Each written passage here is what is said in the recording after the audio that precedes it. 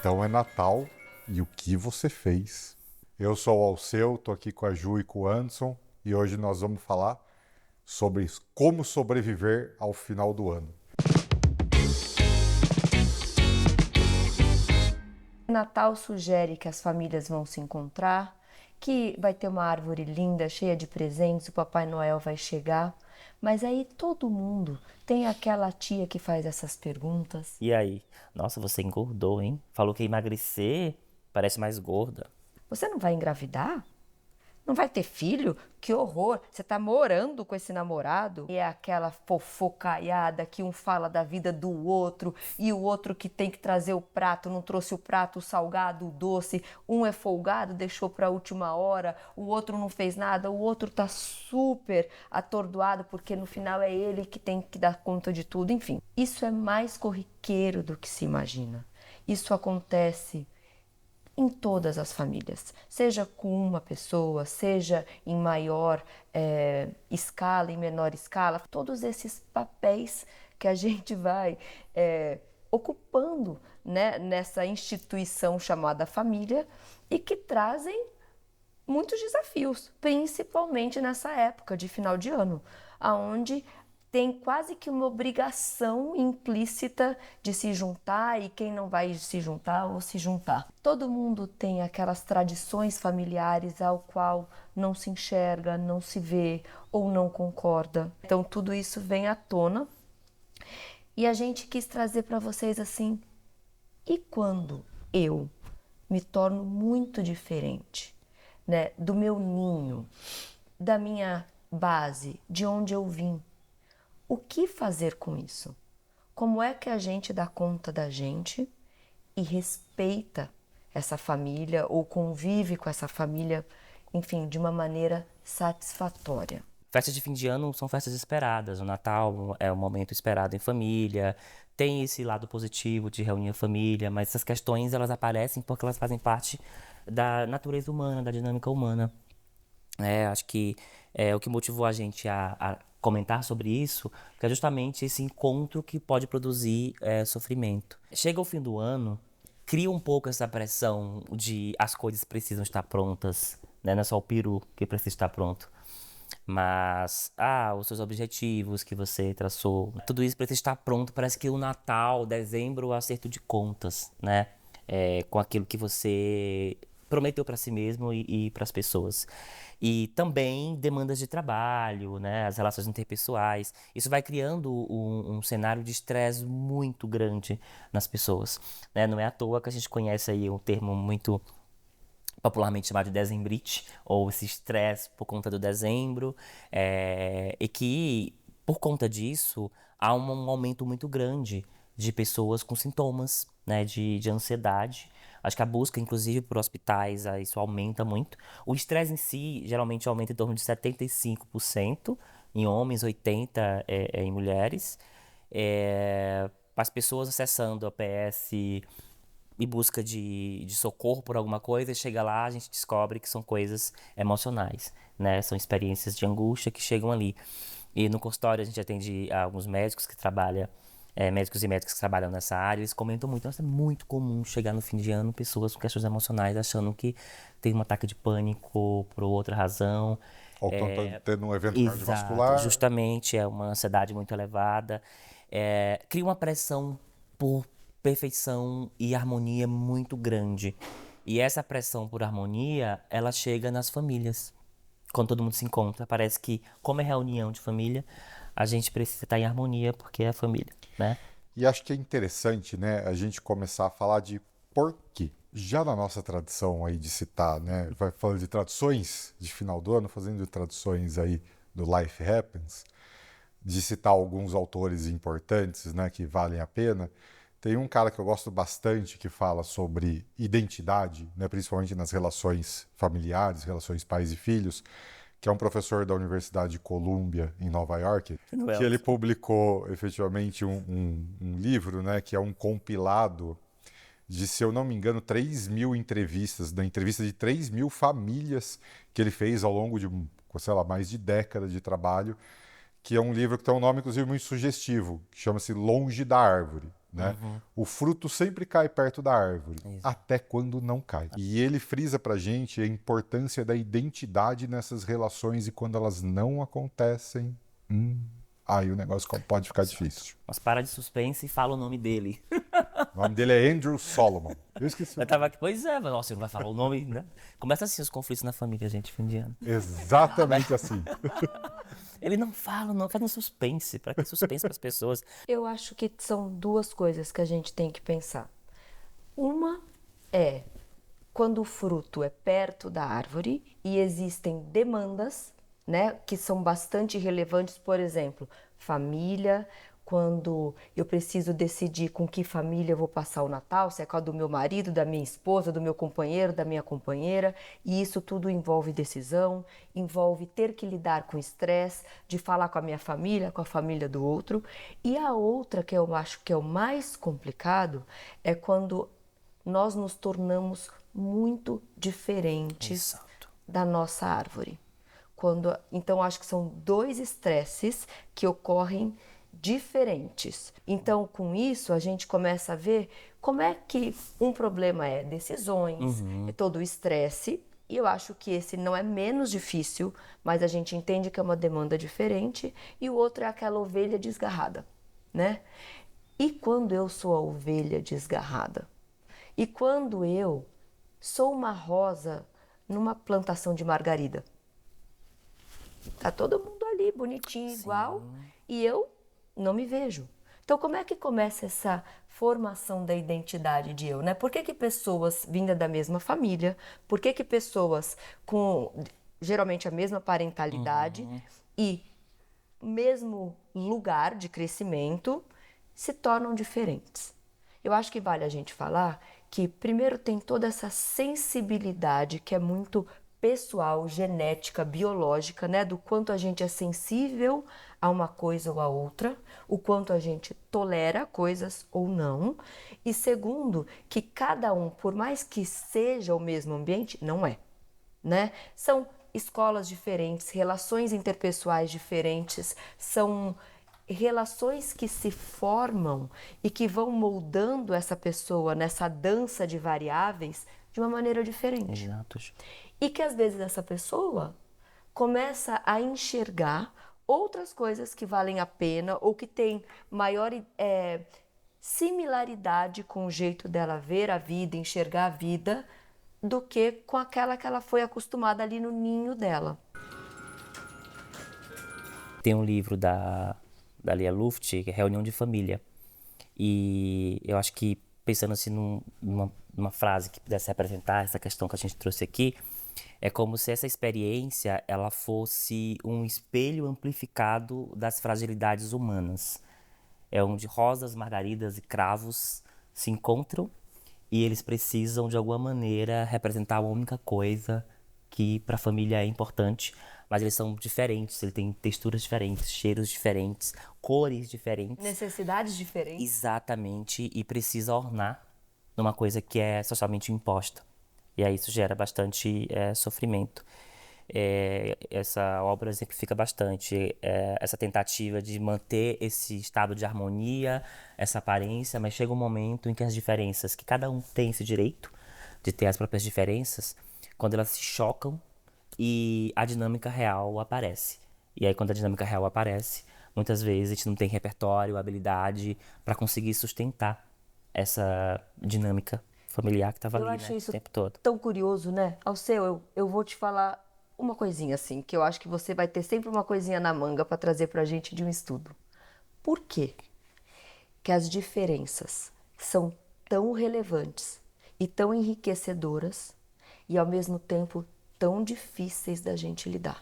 Eu acho que tem um detalhe, a gente pode adicionar aí mais um degrau, né, de detalhamento nessa discussão, que é essa diferença por si só não deveria ser um problema. Exato. Né? Porque as pessoas têm suas particularidades e tudo bem, né? Se a gente não entrar num lugar onde, porque a pessoa é diferente e não há tolerância ali, ou seja, a partir de uma coisa muito agressiva, se a gente for ficar efetivamente naquilo que é o mais recorrente, aquilo que é o mais comum, né?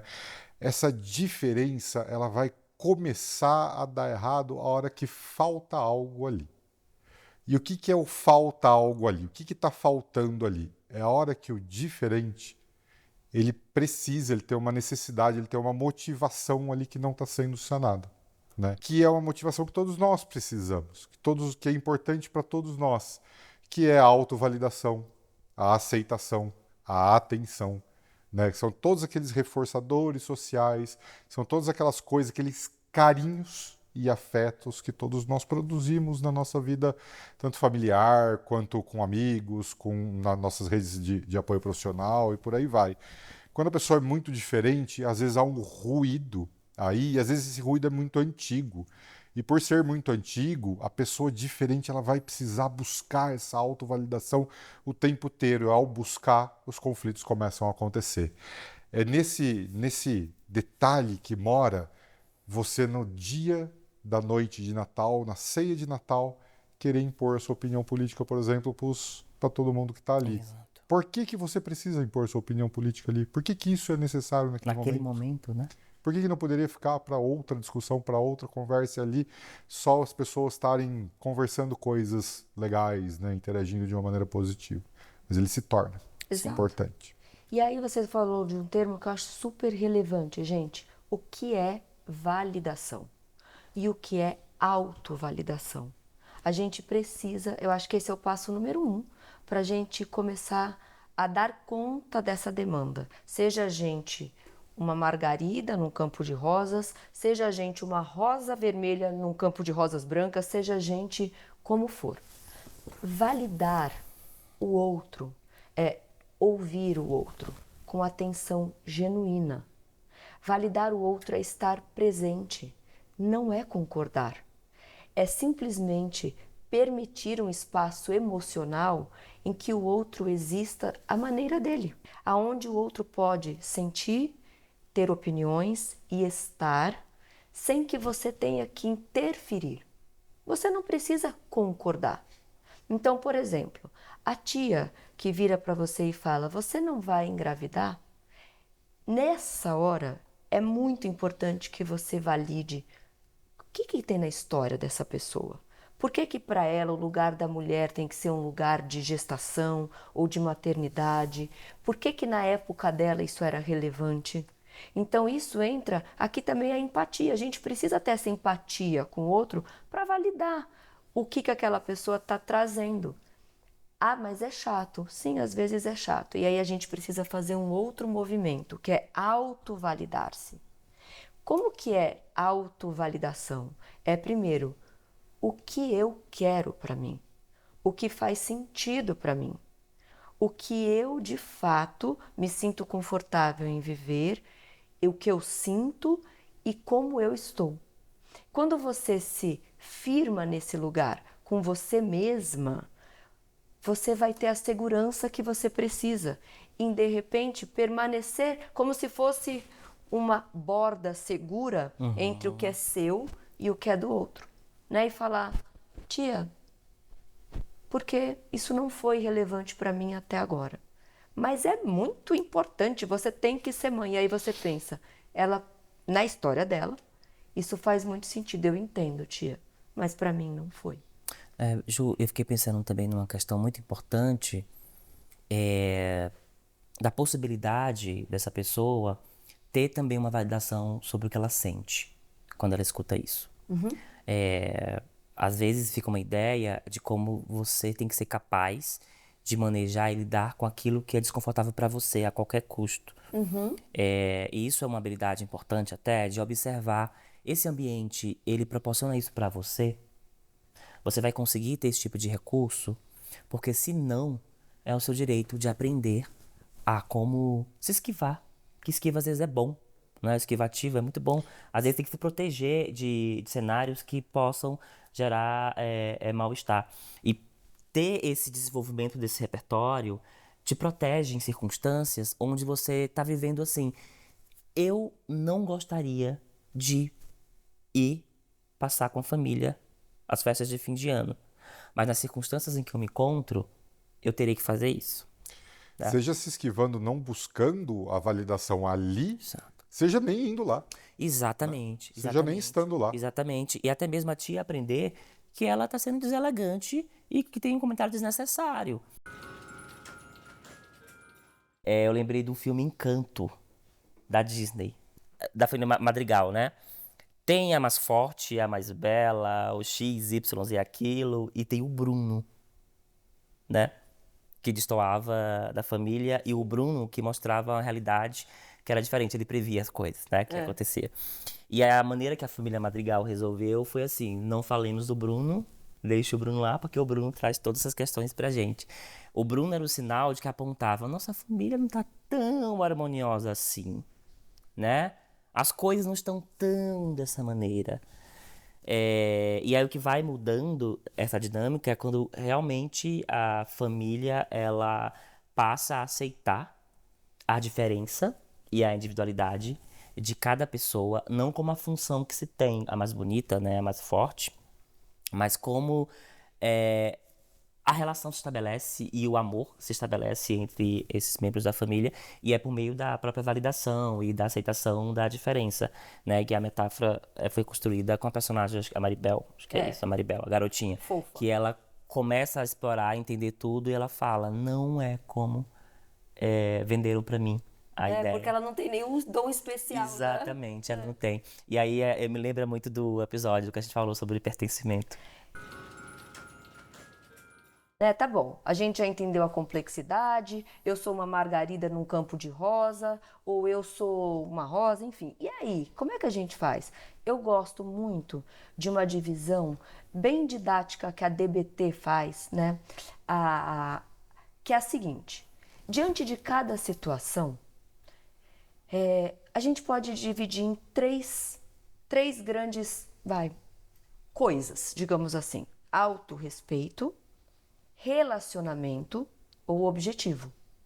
Então, assim, dependendo do seu momento de vida, dependendo de como você está, bem isso, para não ser a pessoa que entende tudo e todos e não se valida, não tem a autovalidação, em que momento agora eu preciso me autorrespeitar primeiro, cuidar da relação ou ir para um objetivo. Eu estou super numa fase que eu não tenho para dar toda essa validação ou essa paciência para essa tia, ou seja, para essa família ou para essa dinâmica familiar, então eu vou prezar pelo meu autorrespeito.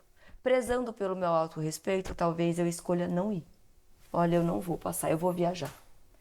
Mas se eu tiver ok com o meu autorrespeito, se eu tiver podendo lidar com isso e eu quero prezar esse ano pela relação com a família, então talvez eu já vá preparada com as minhas munições pacíficas de eu vou, de repente num comentário inapropriado, me levantar, tomar uma água, pegar uma tacinha de refrigerante, de suco, de vinho, ou vou ali mudar de lugar.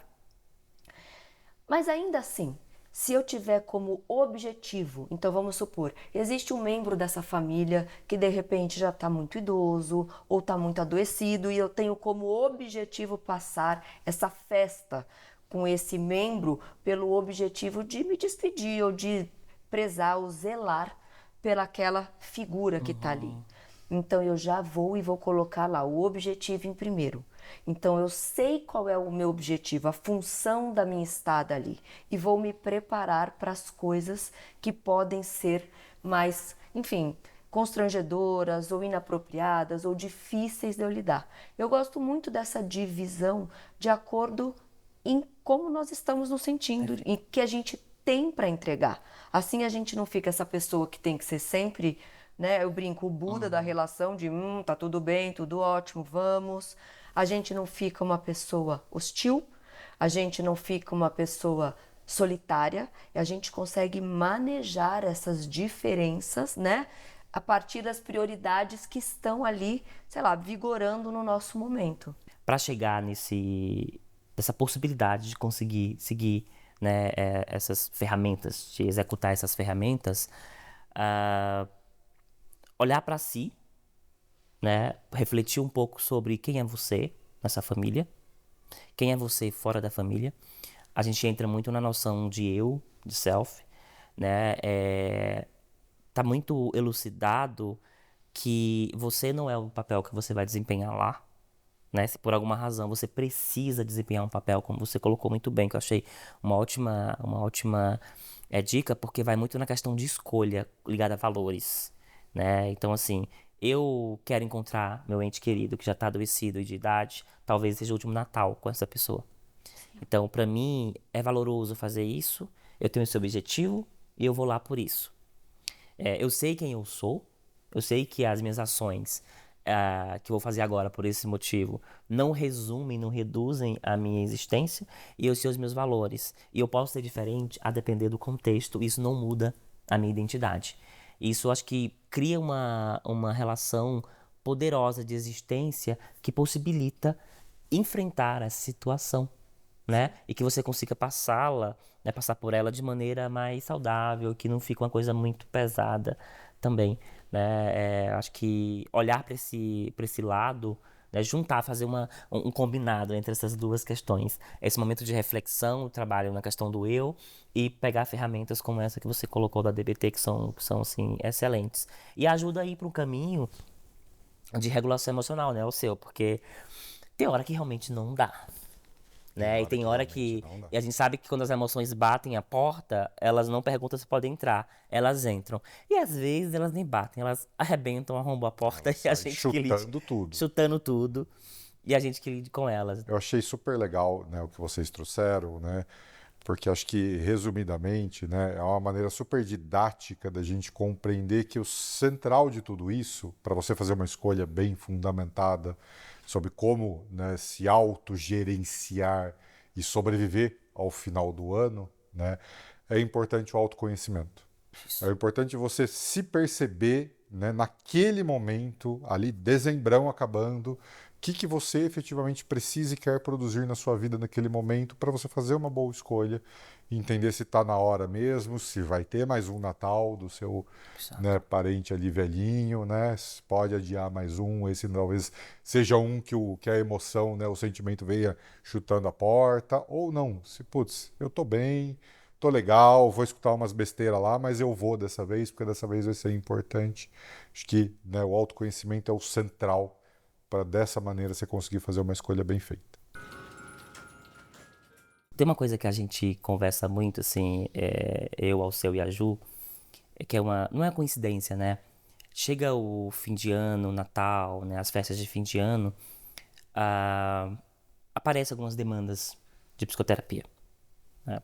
Lá para dezembro, 23, 24, depois ali 30, 31. A gente tá de férias, geralmente, né? Eu pelo menos estou de férias nesse período.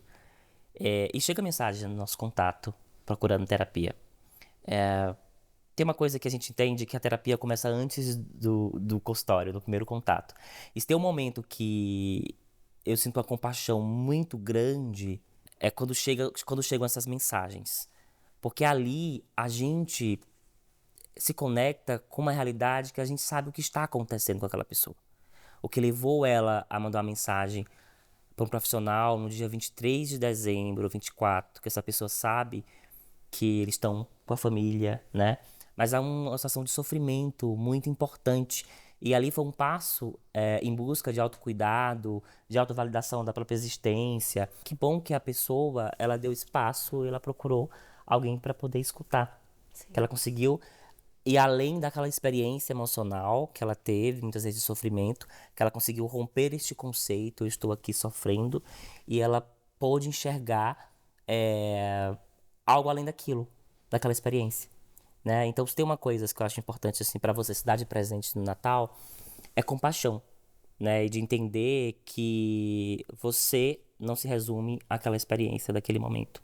E que existe possibilidade de você aprender a lidar com isso, de poder conseguir autoconhecimento, como a Ju e o Alceu falaram, de você conseguir bem-estar, saúde mental, né? E que após todas essas festas passarem, a vida continua e todas as possibilidades estão de presentes para você. O Anderson trouxe isso porque realmente, né, alguns pacientes entram em contato nessa época do ano, bem ali no finalzinho do ano, bem no ocaso ali, né, do ano, e E alguns deles, inclusive, entram em contato nesse momento, que é um momento talvez emocionalmente muito ativo, né?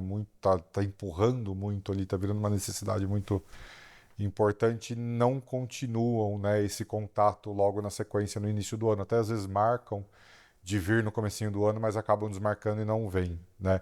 Se você se viu nessa situação e teve esse impulso, né, de entrar em contato com um profissional de saúde mental, seja nós da Life, seja qualquer um, né, marcou um horário, vá, né, se dê de presente isso no início de um novo ano e ouça que naquele momento foi muito importante para você fazer esse contato. Então talvez seja importante você tocar ele adiante, sim. É isso que a gente faz, é isso que a gente proporciona, é isso que a ciência da psicologia tem para oferecer. Eu ouço muito que às vezes tem um preconceito que psicólogo trata maluco ou bate-papo.